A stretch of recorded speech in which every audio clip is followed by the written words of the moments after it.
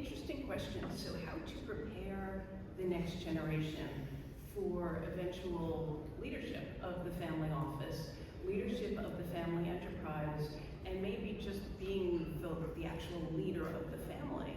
And it all starts very early, or can start very early, with basic financial literacy concepts. So even when your children or grandchildren, for that matter, are very young, you can start teaching them basic concepts like wants versus needs, basic concepts like empathy for others and for the responsibility to your community that accompanies their privilege that they have as a result of their family wealth, which they had no hand in creating. They were just beneficiaries of being the descendant of someone who created that wealth.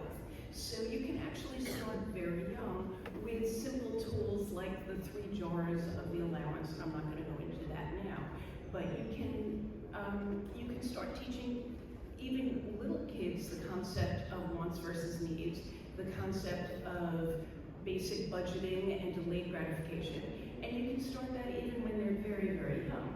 As they get older, you can start teaching them things like getting an after-school job or a summer job when they're mid-teenagers.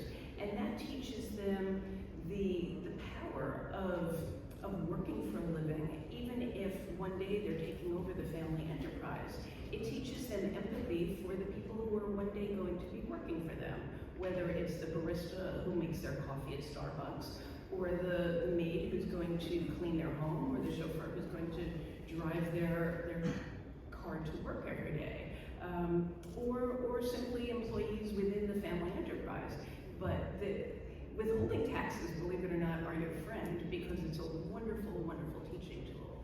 And as your children and grandchildren get older, you can give them summer internships in your family office or in your family enterprise as a way of starting to teach them your family's systems and your family governance systems, your family framework.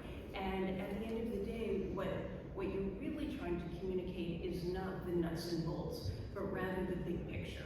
You're trying to communicate your family's values, your family's fire in the belly that got you to create the wealth, or your ancestors to create the wealth. And what I like to think of as creating or crafting your family story. Who are we as a family? What does it mean to be a member of our family? And it all starts with creating, intentionally and mindfully creating a story that can be told and retold over and over again, both to the rising members of within your bloodline and to married-ins in your